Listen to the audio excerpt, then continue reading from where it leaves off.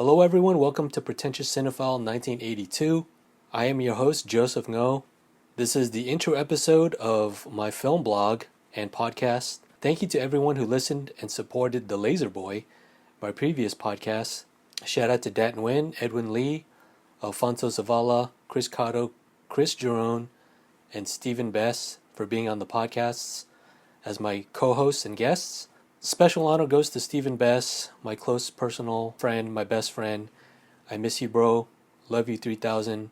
Due to his passing, I decided to shut down The Laser Boy. Couldn't go on without him. It just would have been wrong. It's not the same without him. But I had a gaping hole. No more venue for my film outlets, for my film criticisms and analyses, the plural of analysis. So I decided to start this blog to continue said criticisms. In regards to the username, it is both literal and self-deprecating. I used to be a pretentious cinephile completely, know-it-all blowhard back in the 2000s when my film journey began. And these days I'm pretty much equal parts Farrelly Brothers, equal parts Michael Bay, Wong Kar-wai, David Fincher, Quentin Tarantino, and many more that I can't name off the top of my head. But I love everything these days. I don't judge. I don't discriminate. And special shout outs to a friend who wishes to be unnamed. I'll just call him Chuck per the Lil Dicky Show on FX. You know who you are. Thank you, Chuck, for giving me an outlet these past few years for, my daily rantings and cathartic film isms, for lack of a better term. So with that, we are going to get into, this episode is going to consist of an intro section. Hopefully it doesn't go on too long. And then right into a short review and comparison with Paul Thomas Anderson's Inherent Vice and his latest film, One Battle After Another, both adaptations of Thomas Pynchon. So, being that this blog is just launched, you can find us at pretentiouscinephile1982.blogspot.com. It just launched, so don't expect a lot of content.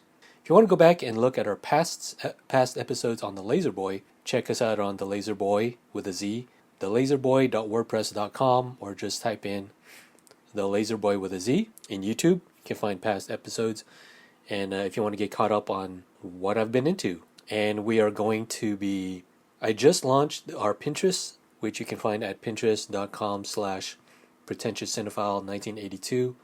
It's going to consist of a bunch of cool stuff, including, screenshots from upcoming films that are out in theaters, film cells, IMAX film cells from what have you, Prometheus, Tenet, The Dark Knight, mostly Christopher Nolan stuff, but a lot of other stuff, Dune, some of the Bond movies have some film cells. Some movie posters are going to be included as pins, a lot of movie related stuff, movie memorabilia. There's a quote I like in Mank that's very in keeping, very thematically in tune with what I'm talking about, movie memorabilia. I believe Louis B. Mayer says, quote, "This is a business where the buyer gets nothing for his money but a memory. What he bought still belongs to the man who sold it. That's the real magic of movies." End quote. It's a rather business-savvy way of looking at, the memory of motion pictures, but when I heard that in the film, I couldn't help but thinking, that is so true. It's almost like we're being duped. Right? It's like, what have I been doing all my life? Studying film, the form, its structure, the business, everything, where when we pay for it in the theater, we don't own it, right? It's just a memory. It's just going to be a fleeting, collection of memories.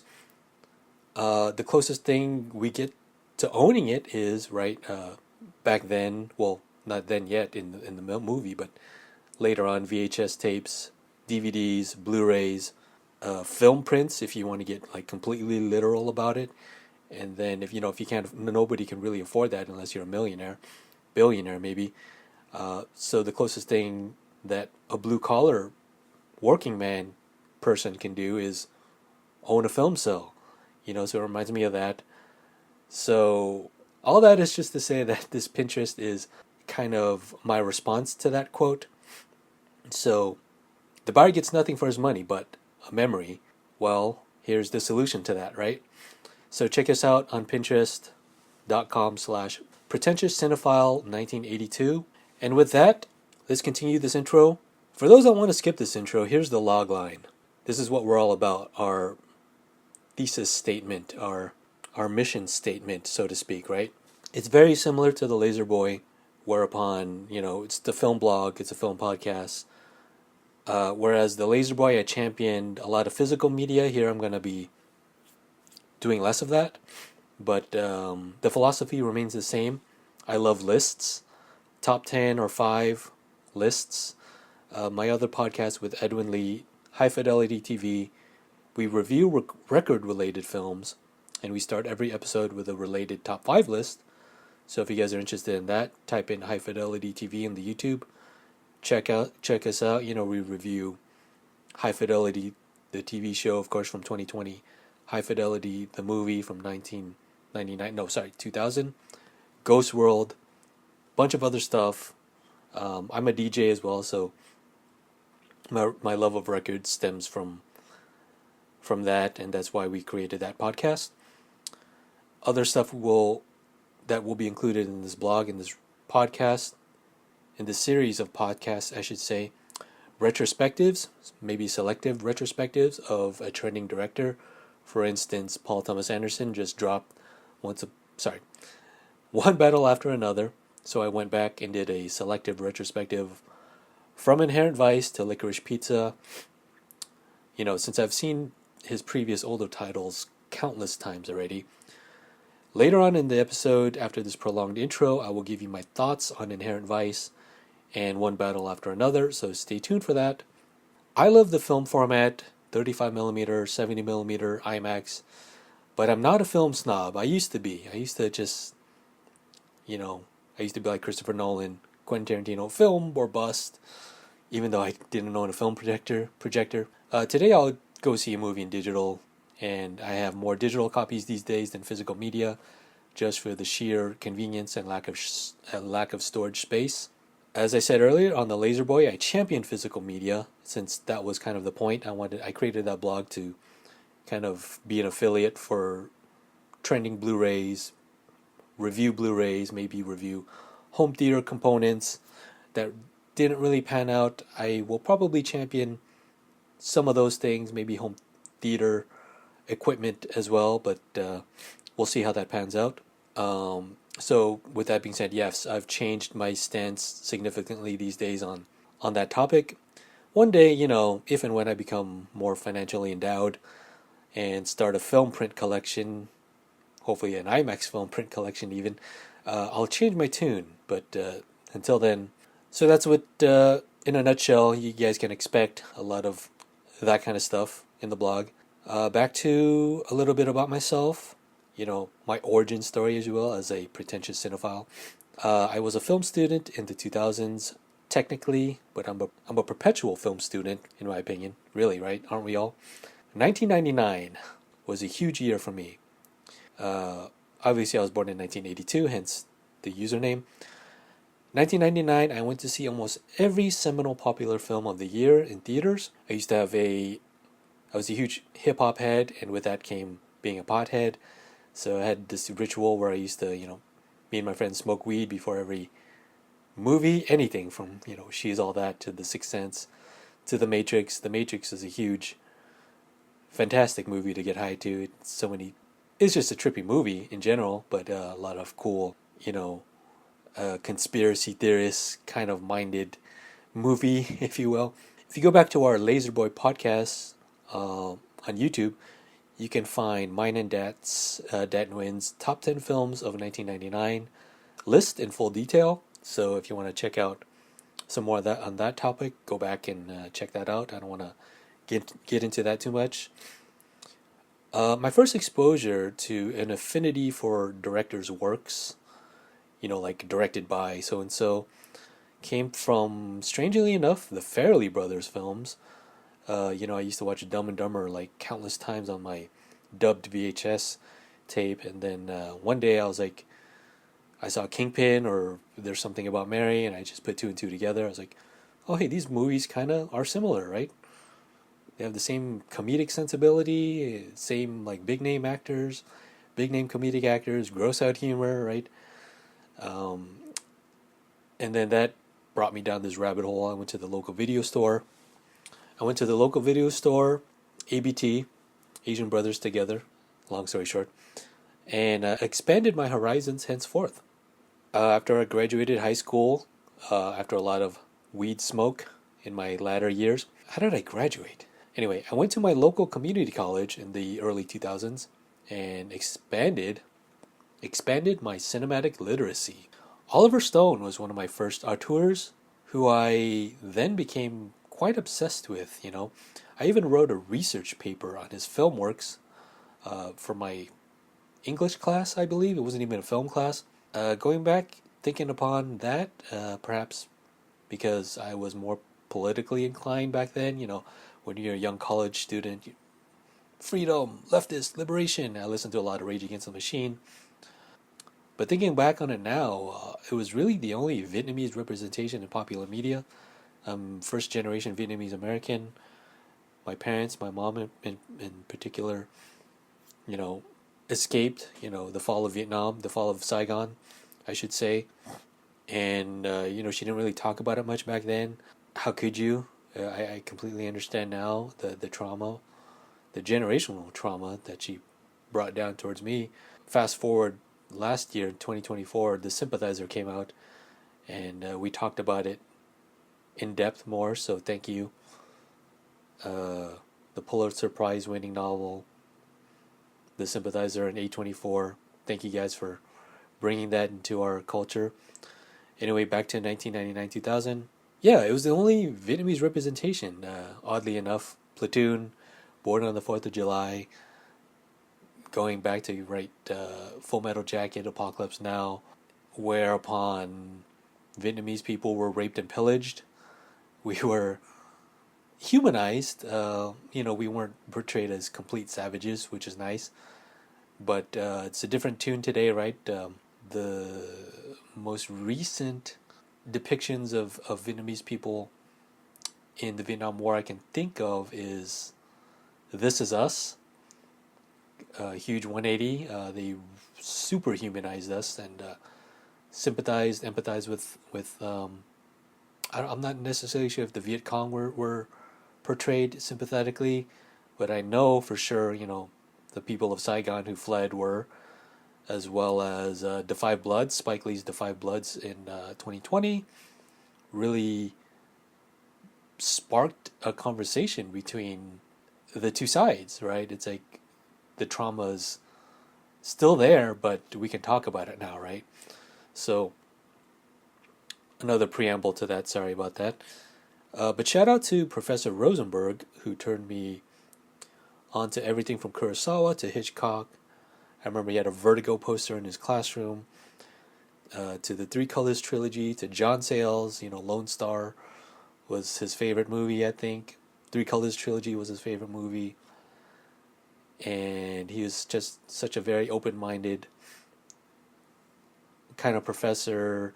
I wrote some kind of like anarchy-laden screenplay, and he didn't just dismiss it, and he was very kind to me. And he had a referral to a local video store close to the campus, Ball Video, and the owner there, JR, who I always talked movies with during every visit. I miss that.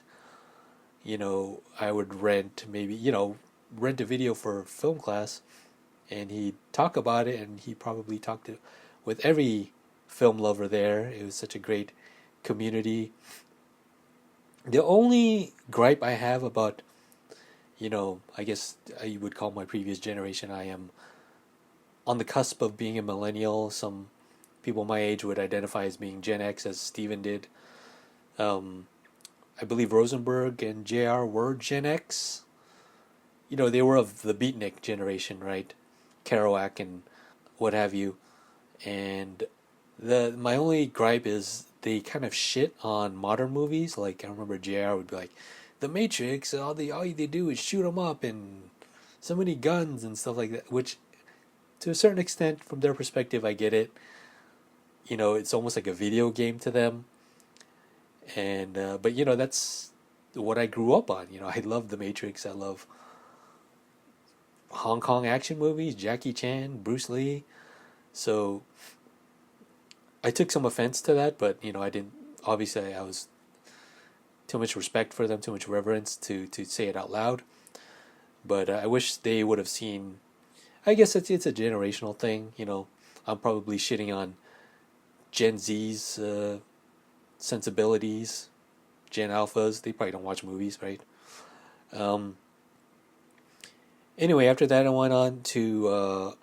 I knew I wanted to be in film somewhat, and then I knew I wanted to be some kind of filmmaker. It's not till today where I've realized I'm not extroverted enough. I'm not aggressive. I'm not take charge enough.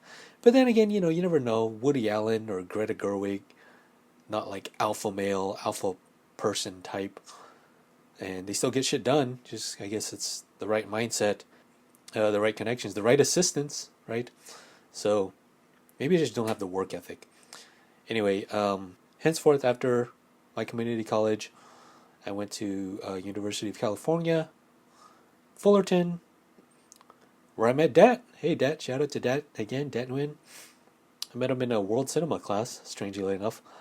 But then it's significant for me because I met my screenwriting professor, Professor Parabinosov, and Professor Engels, Bob Engels of Twin Peaks and Andromeda fame, who gave me influence to concentrate on screenwriting as a main point in my film studies. We still keep in touch till the day, and he even encourages me to continue my podcast passion. So thank you, sir, if you are listening. Going back to TV, when I grew up, I'm a TV baby. Grew up on TV in the 80s, hence the 1982 in the username. So probably 80s, 90s nostalgia will abound. Here is a better way to condense what I'm all about. Let's do some lists, shall we? Yeah, I like lists. Well, first of all, my favorite TV sitcom of all time is Seinfeld. So you can deduce I favor observational, sardonic, darker humor. It's sunny. It's always sunny in Philadelphia. BoJack Horseman, Entourage. I know. It's a guilty pleasure. Don't judge me. And The Big Bang Theory, another true multi-camera sitcom, round out my Desert Island top 5 list of sitcoms. Special shout out, I want to mention Atlanta and Dave, more modern, from the past 5 years on FX. They are on heavy rotation of my rewatches, and that usually is the basis of my criteria for list qualification. Think about that. Yeah, if you rewatch a show a lot, or if you rewatch a movie a lot, it's probably your favorite, right? Makes sense, right? Am I crazy? As for TV drama, it changes every 5 years or so, but currently it's The Sopranos, number 1, Breaking Bad, Hannibal, Justified, and Mr. Robot. Another criteria of mine is how much do the characters or themes or content align with my own personality or worldview. I'm not a mob boss, but I do love that dark, biting, scathing, writing of The Sopranos, Breaking Bad. I don't want to go through them all, but I recently just rewatched Justified the other day. I love the dialogue in that. Elmore Leonard, one of my favorite novelists, and just such sharp dialogue in that. They all kind of sound the same, but I kind of like that. Sorkin's kind of the same, but Tarantino's kind of the same. They all kind of sound samey, but I forgive that just because I like him so much. Mr. Robot is, more techie, aligns to my techie sensibility, and kind of an outcast, right? He's super outcasty. Moving on to my Desert Island top 5 movies. This is more difficult to assess. and compress, my entire personal and artistic sensibilities into 5 films. But here's my criteria. This is probably will help you understand. Movies that define me and my style or personality. Movies I can usually rewatch endlessly. Childhood nostalgia, safety blanket movies, and the top films of my favorite directors. With that, here it is. From 5 to 1. I should have done that with the other lists, but whatever. I'm already past that. I'm not going to do another take. 5, Dumb and Dumber. Pure childhood nostalgia. I used to, like I said earlier, have a VHS dub of this. Strangely enough, with Menace to Society. But I would rewatch it all the time. And you remember back in the day, 80s kids know this. If you had a VHS tape, you didn't have access. You didn't have money unless you were a rich kid for other movies. You watched the same tape over and over. And this was one of them. So other ones probably include like Cool Runnings and Hook. But that's not part of my list, so sorry to bring that up. Number 4. So number 5 is Dumb and Dumber. Number 4, Better Luck Tomorrow. Pretty much defines my teenage and young adulthood. When I saw this in the cinema, 2002, I believe, I was just getting into indie cinema and going to. It's just a whole new world, If you're used to studio pictures, action films, franchise films, which is, easily accessible, more widely distributed, so of course they're going to get more play. Indie films are like a whole new world, right? They're counter programming of studio pictures. Maybe prestige dramas could be as well, but indie films are just a whole type of different beast. And when I saw young Asian American males, that look like me on screen and didn't, have accents and didn't were sexless and got shit on. I don't want to get into the whole diatribe of Asian masculinity, but Hollywood has pretty much done a disservice to that. So Better Luck Tomorrow definitely changes that, right? Some of the characters are laughable still. Of course, any group of characters are going to have differing groups of personalities, characters. Of course, you got the Sung Kang character, who is the macho kind of bully type. You got the mastermind, who is probably going to be like a white-collar lifetime criminal. Spoilers, it is based on ripped from the headlines. Sunny Hills Kid buries a friend, maybe, I don't know, an acquaintance in the backyard of a Orange County residence. So yeah, it was so prescient for me. I ate this movie up. Justin Lin had such high hopes for him. He did what he had to do with Fast and Furious, get that bag. But hey, he did a couple of other stuff.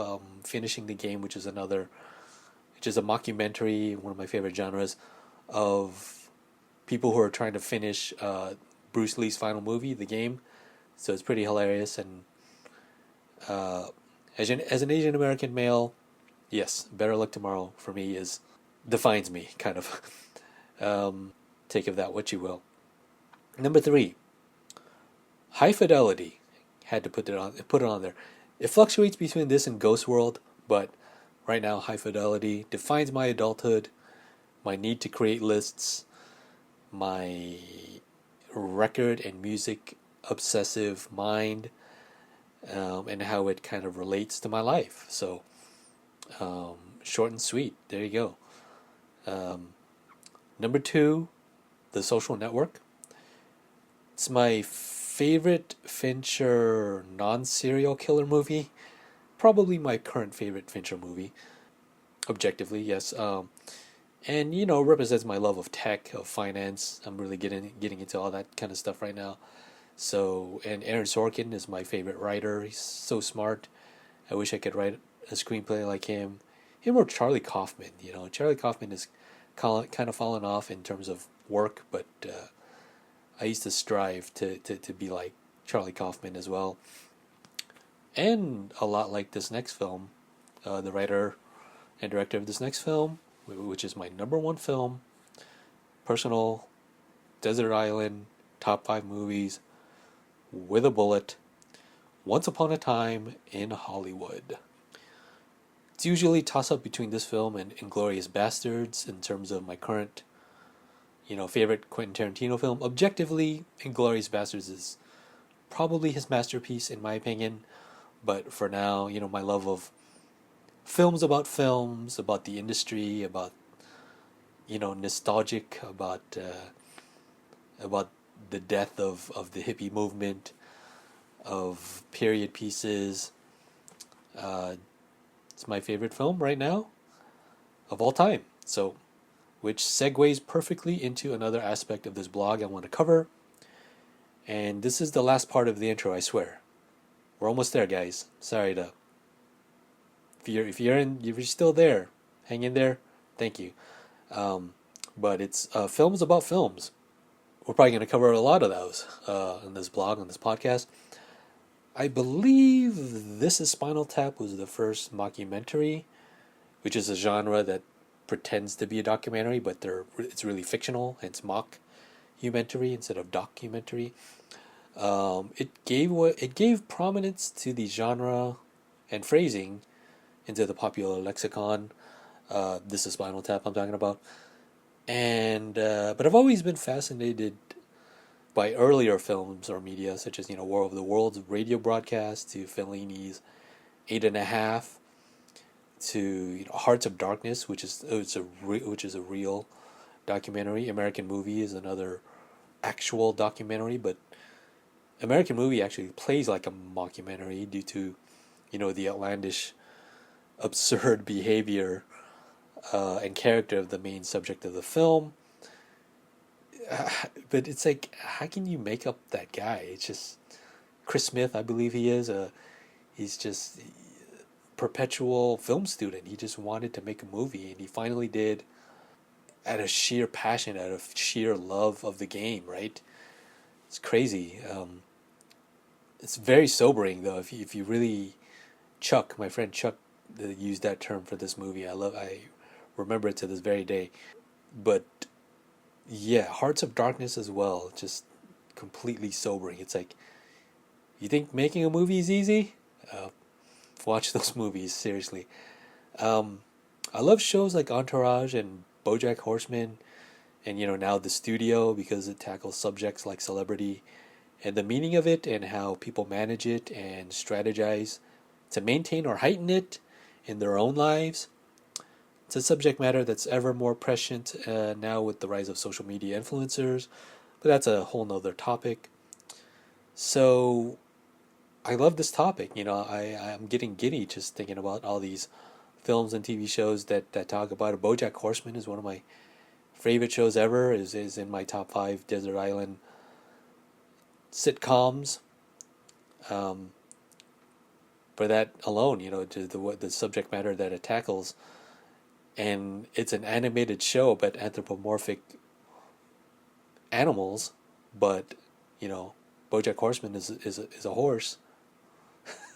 if you didn't get that right, who's a celebrity. He was a fading '90s sitcom star who's getting his comeback, and it's such a complicated theme for an animated show. But we have a lot of kind of stuff like that these days for animated shows, so it doesn't surprise me. So with that, I'll be covering a lot of those kind of films and shows as well. Probably do a top 10 or 5 of that genre in the future. So stay tuned, guys, and you made it. You made it through the intro. Thank you for listening. If you're this far into it, this is the portion now where we're going to get into my thoughts on Inherent Vice and One Battle After Another. Whoa. Are you all right? Am I? Are you? Ordinarily, we're the ones asking the questions. And your question is, which side am I on? Good question. Wrong answer.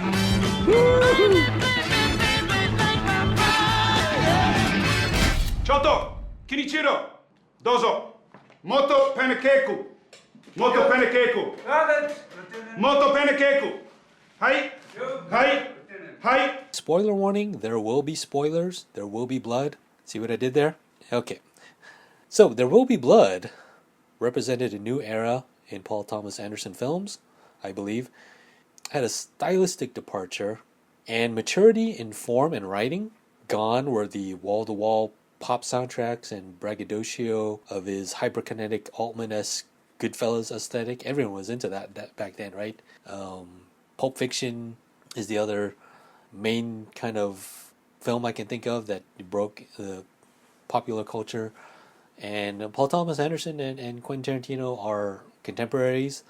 I usually like to compare their films, their styles, because they're equals. They're friends. Have you guys ever heard of that story when he and Paul Thomas Anderson and Quentin Tarantino and his then girlfriend, PTA's then girlfriend Fiona Apple, were holed up in a theater doing coke or something like that, some strange thing like that, and we're just arguing back and forth. Fiona Apple, called it like the worst night of her life. So just two egomaniacs just going back and forth. If you look at the filmography, though, it kind of lines up, and in terms of their growth, I think PTA, in terms of maturity, has grown more. He, has a wife and kids, so that probably has something to do with it. He has like 4 kids, right, with Maya Rudolph. I'm not sure. No, I think he has kids with his other partner, but I don't want to get into that. Anyway, going back to this maturity in form and writing with There Will Be Blood, it's like he wasn't trying to impress, with complicated forms of that famous Warner opening tracking shot in the club of Boogie Nights. He shocked and provoked in a more subdued, character-driven approach, a more heavy-handed way. A lot of people say the Daniel Day-Lewis character is just kind of like a John Huston villain, just hella greed and mustache twirling, but I don't see that. He is a bit of a caricature, but I think he's more of an idea. I feel like he represents something greater, right? Kind of the birth of industry, right? Of the American industry of oil, and with oil you get the con man. I was listening to the Mark Maron podcast with PTA, great podcast by the way, and they were talking about Inherent Vice.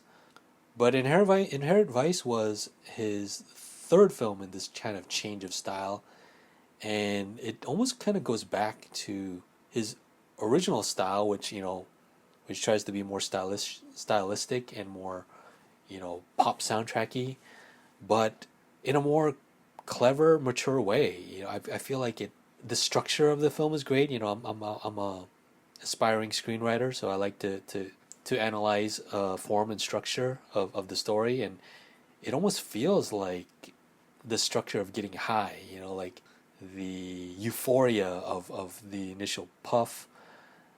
You mellow into the high in the second act, and then the third act you're just like sober, and it's sobering and it's confusing at the same time. It almost, a lot of people have said this and are confounded by it, but it replicates the feeling of being stoned, right? Have you ever tried to watch The Maltese Falcon or The Big Sleep or Chinatown, true film noirs that have convoluted plots purposefully, right? Deliberate, complicated plots while you're high. It is nigh impossible to understand, and Inherent Vice is a true replication of that feeling, for better or worse. For better for me, because when it came out, I was a huge stoner still, and I completely appreciated that. It felt like this movie was talking to me, and great soundtrack, great stoner soundtrack. And it also feels like it's the death of a dream, right? It's the end of the hippie movement, right? Hippies are kind of shunned. The birth of heroin is coming out. It's the end of an era, so it's like almost a good companion piece to Once Upon a Time in Hollywood, if you will. Maybe a good double feature. But I was listening to the podcast, the Mark Maron podcast, and he was saying how he replicated, this. It's almost like a photograph, right? The look of Inherent Vice, where they had vintage film stock. I don't know if they had vintage film stock. I don't know how you could do that, but a vintage company, Kodak something or another film stock, Ektachrome, who knows? But they had vintage lenses, and then you combine that with the costume design, the production design, the locations, the actors, and it's the closest thing to time travel. And I loved what he said about that in terms of the look and the theme of Inherent Vice, which is, to me, the death of a dream. It is so absurd. It is so funny. The pacing is a little off, so comparing that to One Battle After Another, which is more mainstream, more accessible, I feel like people are going to put it lower on their lists of Paul Thomas Anderson films, which is fine. But for me, I still love Inherent Vice a bit more. Maybe I've sat with it longer. I've had more time to digest it and revisit it. And there's one point in my life where I completely denounced it. I was like, oh, fuck you, film. Like, why are you trying to deliberately confuse me and all that stuff? Maybe it was a time where I smoked, consumed cannabis less. So there you go. That's Inherent Vice. My thoughts on it. I love it. I revisited it again for the purposes of comparing it with One Battle After Another, and I fell in love with it again, if that's a term. I fell in love with it again, okay?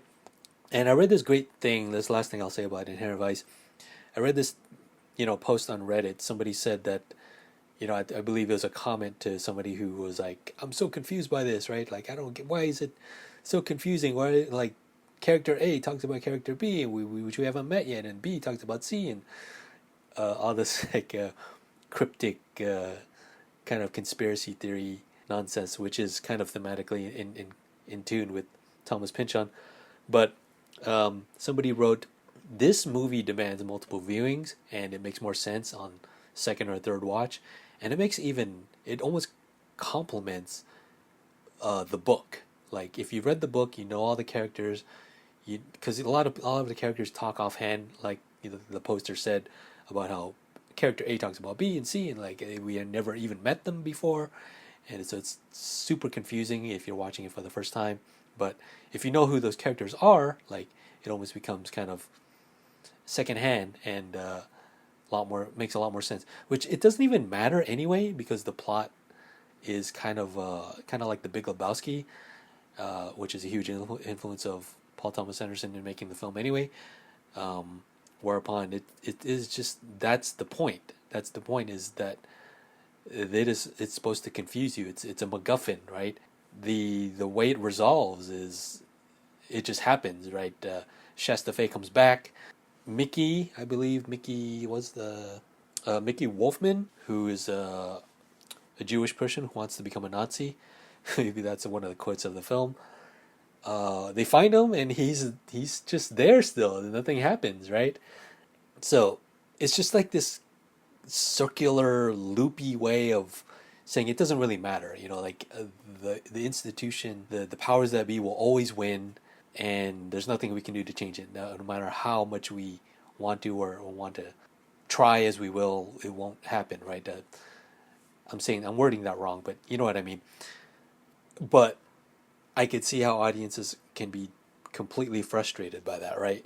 We're conditioned to want answers, to want a nicely wrapped resolution, to have all our questions answered in a nice package, right? And it kind of lingers. It kind of leaves things ambiguous. There's some resolutions, of course. It's not completely frustrating, but it's a very indie aesthetic of it's up to you, right, to fill in the blanks. So I could see how that can confuse and frustrate a lot of viewers. Anyway, going into our last topic of the episode, One Battle After Another. I need you, brother. Sensei, please. Courage, Bob. Courage. That's it. Courage. Yeah. Yeah. Thank you. Hey, thank you, Sensei. Thank you, Sensei. Thank you. God damn it! Viva la revolution!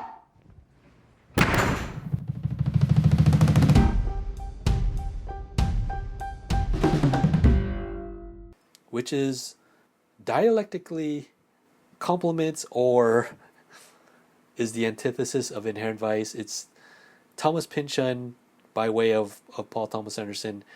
It was an adaptation of Vineland, loosely based on that modern term in modern times. One Battle After Another is. And it is a more accessible take on Inherent Vice, I would say, insofar as, conspiracy theorists, secret societies, and hippie, drugged up adventures of one Bob Ferguson, aka, well, that's his aka, Pat Calhoun, Ghetto Pat, aka Bob Ferguson. And I really liked a Redditor who posted and saying it's Star Wars. It's the hero's journey, right? It's Willa's Luke Skywalker, to put it succinctly, right? I like this comparison. Bob is Obi-Wan, you could say. Colonel Lockjaw is Vader. He's the father, right? Again, spoilers for One Battle After Another. This is my favorite. Sensei Sergio St. Carlos is Yoda. That has got to be... Come on. How can you not be... That is great. That is fucking great.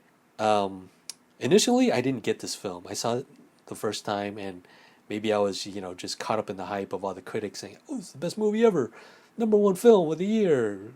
Leo is crazy good in it," and all that stuff. I didn't know what to expect. I was like expecting the drama to be heavy hitting, or I don't know. Something in me was just like, I was watching with my arms crossed, like, show me what you got, and I didn't get it. Honestly, for me, I just, let the movie wash over me again. The first time I watched it, you let the plot take over, right? You got to understand what is going on. And the second time, you get all the nuances. And that's what's great about, Paul Thomas Anderson films. Same thing with Inherent Vice, demands repeat viewings, and you get a new meaning every time you watch it, is the definition of art, right? I think Mark Maron said it better than I did, but that's what you get. And another criteria of mine to judge a film and its quality is how many times I rewatch it in theaters. I'm kind of sort of curmudgeon-y these days.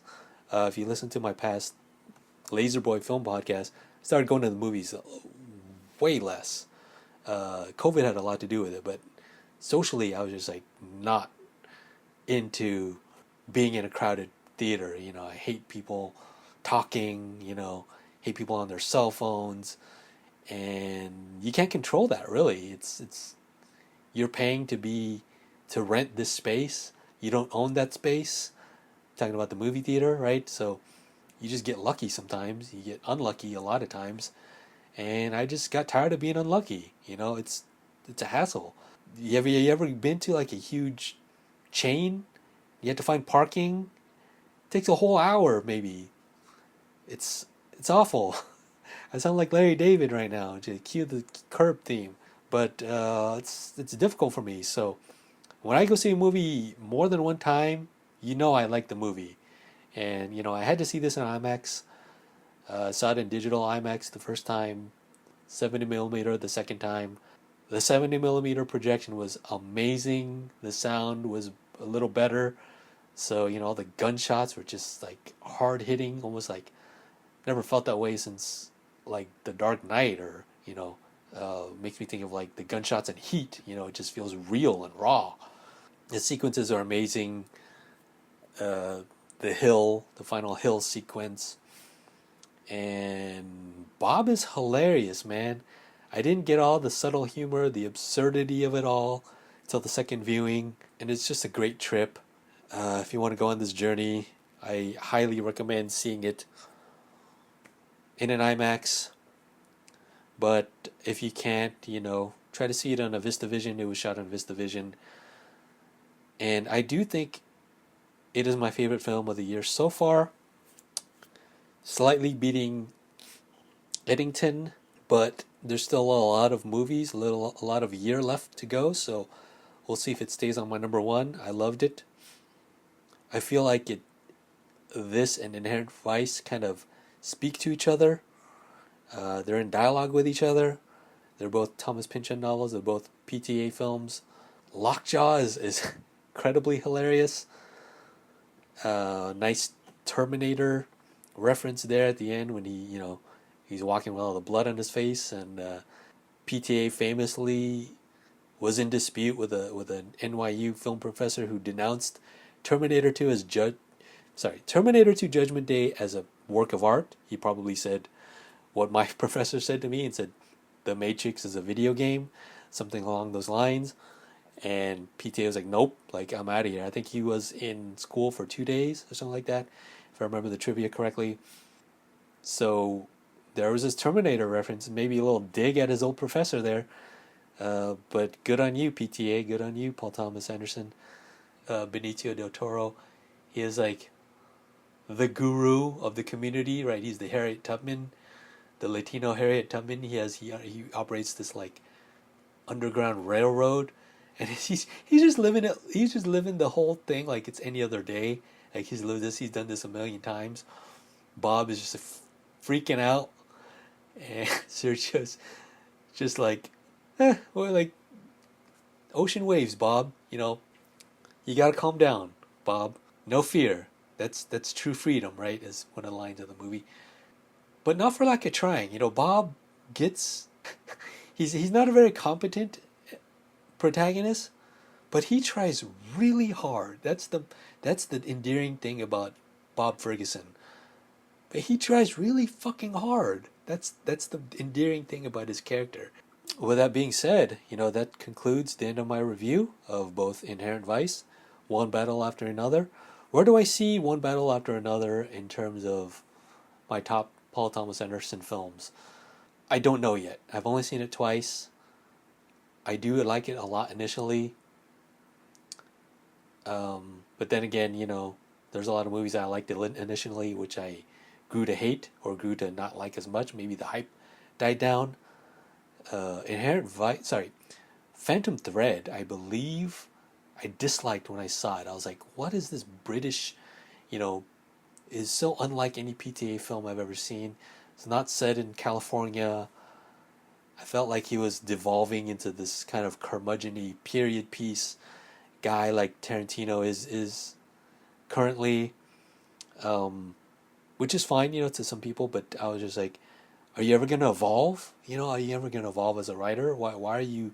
And I realize I say that while I am kind of curmudgeon-y as well, but I'm like, I want them to grow, I want them to move past period pieces. One Battle After Another is not a period piece. I know a lot of its themes and characters were written not long time ago, maybe in the 70s, 80s, I'm not sure about that. But he translated it really well to today. It feels really of the time, politically, thematically, of our world. So I really hope Tarantino does that one day, goes back to the current time. I think his last current timeline film was Death Proof, which those characters acted like they loved movies from the 70s and the 60s anyway, so it's like, might as well have been, there were some cell phones in the movie, but pretty sure Quentin Tarantino hates cell phones. With that being said, right now, I don't know where it would be on my list. It'd probably be top 5. It goes by era, but I do like, my number one film of his is There Will Be Blood. Objectively, it's his best film. I gotta say, it's unqualified, just hands down masterpiece. And then it has to be an older era film, so I'll probably say Boogie Nights. Inherent Vice is my number 3. I don't know what I would put at number 4. Would either be a new era film, The Master, or Magnolia. A little iffy there. And then I'd probably round it out with One Battle After Another. But we'll see. He only has 10 movies, so I know on the lower tier I don't really like Licorice Pizza, and I don't like... I liked Hard 8 when I first saw it, but in comparison with those other movies, it's definitely lower tier. Which is, which is saying a lot. It's a good movie in and of itself. So Punch Drunk Love, I fell in love with that when I first saw it too. So, but again, like compared to his other movies, just not quite there. So with that being said, that is my list. I love lists. That's gonna put an end. It's gonna be the end. Bring us to the end of the episode, the first episode of Pretentious Cinephile 1982. Thank you for bearing with me so far. And if you made it up to here, thank you so much. No, we don't have an email yet. Hang in there. If you guys have any suggestions, comments, please put it in the comment section of the YouTube video and of the blog post that this will be posted on. So check us out on all our platforms. Pretentious Cinephile 1982. That's a mouthful. I should have really thought twice about that, huh?